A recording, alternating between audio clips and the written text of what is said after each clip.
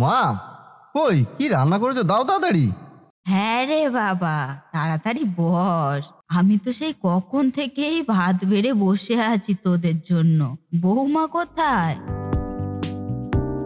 এই তো মা, আমি এসে গেছি। তাড়াতাড়ি এসো বৌমা, খাবে কখন আর বেরোবে কখন? সময় তো হয়েই এলো। তোমার বৌমার কথা তো জানোই মা, রেডি হতে হতেই তো 7 বেলা নিয়ে নেয়। মোটেও না, দেখেছেন মা কিভাবে নিন্দে করে আমার নামে? সব সময় এরকমই করে। এই খোকা, একদম আমার বৌমার পিছনে লাগবি না কিন্তু। মেয়েদের তৈরি হতে তো সময় লাগবেই। শাড়ি পরতে, চুল বাঁধতে, মেকআপ করতে সময় লাগবে না? তোদের ছেলেদের তো শুধু একটা জামা প্যান্ট গায়ে গলালেই হয়ে গেল। তাহলেই বোঝো মা, ছেলেরা দেখতে কত সুন্দর হয়। ছেলেদের ওসব মেকআপ ফেকআপ করতেই লাগে না। মেয়েদের দেখতে খারাপ বলেই তাই ওরা মেকআপ গয়নাগাটি পরেই তারপর বাইরে বেরোয়, নাহলে সব একটা পেদনি লাগে, পেদনি। মা, এইবারে কিন্তু আমি খুব রেগে যাচ্ছি, আপনার ছেলেকে সামলান। খোকা, এইবার কিন্তু তোকে আমি খুব বকবো। আচ্ছা, এলাম এবারে। মা, এবারে আসি গো। তুমি কিন্তু সাবধানেই থাকবে, আর বিকাল হলে একটু ওই পাশের বাড়ির মাসিমার সাথে হাঁটতে বেরিয়ে যাবে। তাহলে দেখবে তোমার শরীরটাও ভালো থাকবে আর মনটাও ভালো হয়ে যাবে। আচ্ছা মা, ঠিক আছে, আমাকে নিয়ে তোমাদের অত ভাবতে হবে না। তোমরা সব মন দিয়ে কাজ করো দেখি, তাহলেই হবে। তবে যাই বলো দিদি, তুমি কিন্তু তোমার বৌমাকে একটু বেশি প্রশ্রয় দিচ্ছ। বাড়ির বউ সংসারের কাজকর্ম ফেলে ড্যাং ড্যাং করে চাকরি করতে যাচ্ছে, যখন তখন বাড়ি থেকে বেরিয়ে যাচ্ছে। এটা কিন্তু ঠিক ভালো দেখায় না। বাড়ির বউ কোথায় এখন সংসার দেখাশোনা করবে, তোমার সেবা যত্ন করবে? তা না করে উল্টে তুমি এখন বৌমার সেবা যত্ন করছো, তাকে রেঁধে বেড়ে খাওয়াচ্ছ। এটা তুমি বুঝবে না গো মাধবী, এটাকে বলে ভালোবাসা।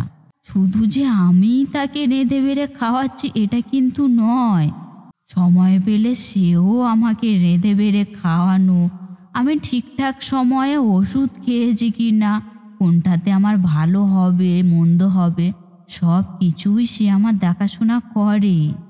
ওরা নতুন প্রজন্ম, আমরা আমাদের সময় সারাদিন ধরে সংসার সামলে এসেছি বলে এই নয় যে তারাও সেভাবেই সংসার সামলাবে। এখনকার ছেলেমেয়েরা তো চাইবেই তারা তাদের মতন করে জীবনটা উপভোগ করতে, আর আমি তাদের সেই ইচ্ছের গুরুত্বটাই দেওয়ার চেষ্টা করছি। এটাকে প্রশ্রয় দেওয়া বলে না, এটাকে বলে ভালোবাসা। আর কাউকে ভালোবাসলেই তবেই তার থেকে ভালোবাসা আশা করা যায়, না হলে কিন্তু সে কখনোই তোমাকে ভালোবাসতে পারবে না। ভালোবাসা না ছাই। পরের মেয়েকে যত বেশি প্রশ্রয় দেবে তত এরা বেশি মাথায় চড়ে বসবে।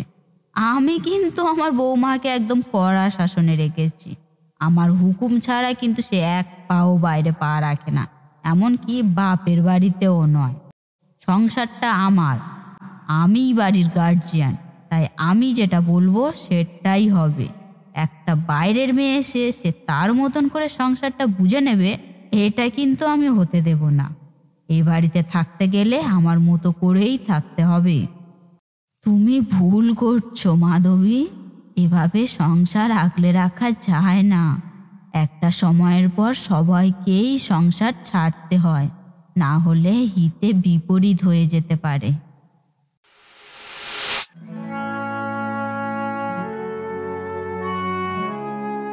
ও মা, মা তুমি এভাবে শুয়ে আছো কেন? তোমার কি শরীর খারাপ? না রে বাবা, এমনিতেই শুয়ে আছি, ভালো লাগছে না তো তাই। ভালো লাগছে না কেন মা, কি হয়েছে তোমার? কিছু হয়নি গো বৌমা, এমনিতেই। এমনিতে আবার হয় নাকি মা, মন খারাপ? তাহলে চলো না, আজকে আমরা সবাই মিলে একটু ঘুরে আসি, তাহলে দেখবে তোমার মনটাও ভালো হয়ে যাবে। ঠিক বলেছো সঞ্চারী, আজকে তো আমাদের অফিস ছুটি আছে, তাহলে চলো সবাই মিলে ঘুরে আসি। মা এমনিতে সারাদিন বাড়িতেই থাকে, কোথাও যেতেও পারে না, একটু বাইরে বেরোলে মার মনটাও ভালো হয়ে যাবে। না রে বাবা, তোরা যা না, আমি বয়স্ক মানুষ, আমার আর ওসব ভালো লাগে না, তোরাই যা। তোরা অনেকদিন কোথাও ঘুরতে বেরোসনি, আজকে ছুটি আছে, তোরা দুজনে নিজেদের মতো করে সময় কাটিয়ে আয়, আমি বাড়িতে থাকি। না মা, এটা হয় না, যেতে হলে সবাই একসাথেই যাব, আর না হলে কেউ যাব না। দেখো পাগলি মেয়ের কথা কেমন জেদ করে। ও তো ঠিকই বলেছে মা, চলো না ঘুরে আসি, অনেকদিন তো কোথাও যায়নি। আচ্ছা আচ্ছা বাবা, চল তাহলে।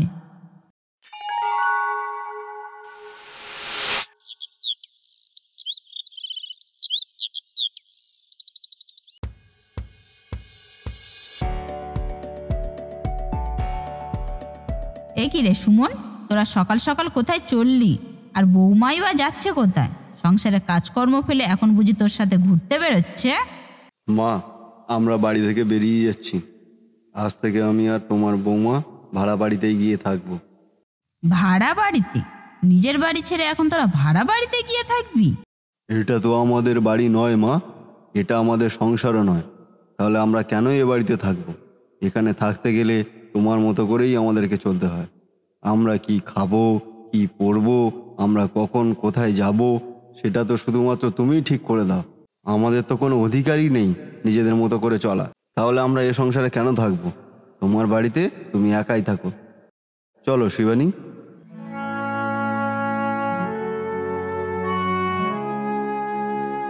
এটা কি হয়ে গেল দিদি?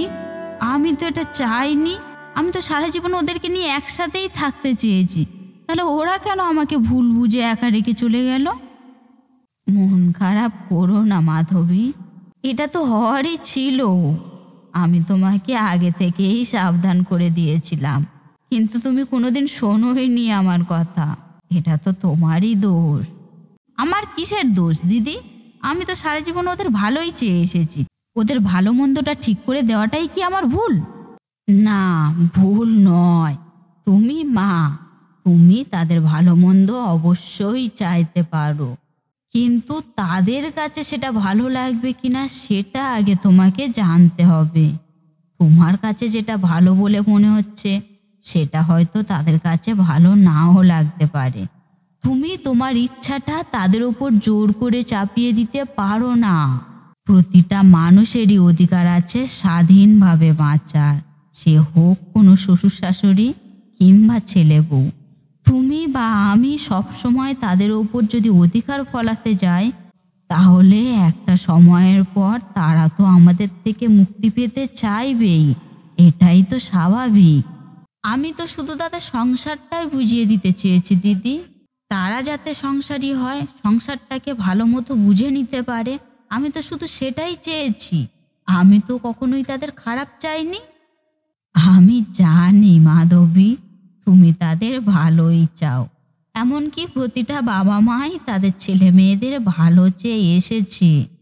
কিন্তু আমাদের সবসময় এটা মাথায় রাখতে হবে যে আমাদের এই ভালো চাওয়ার মধ্যে যেন কোথাও ছেলে মেয়েদের কষ্ট লুকিয়ে না থাকে।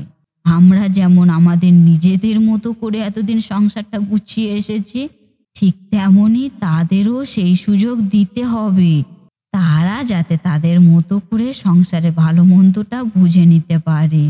প্রতিটা ছেলে মেয়েদের যেমন কর্তব্য তাদের বাবা মায়ের দেখভালের দায়িত্ব নেওয়া, তাদের প্রতি যত্নশীল হওয়া, তেমনি একটা বাবা মায়েরও কর্তব্য ছেলে মেয়েদের ইচ্ছের গুরুত্ব দেওয়া, তাদের সংসারের ভালো মন্দটা তাদের হাতে ছেড়ে দেওয়া। তাহলে হয়তো কোনো সম্পর্ক আর কোনোদিন বিচ্ছেদ হওয়ার কথা ভাববেই না।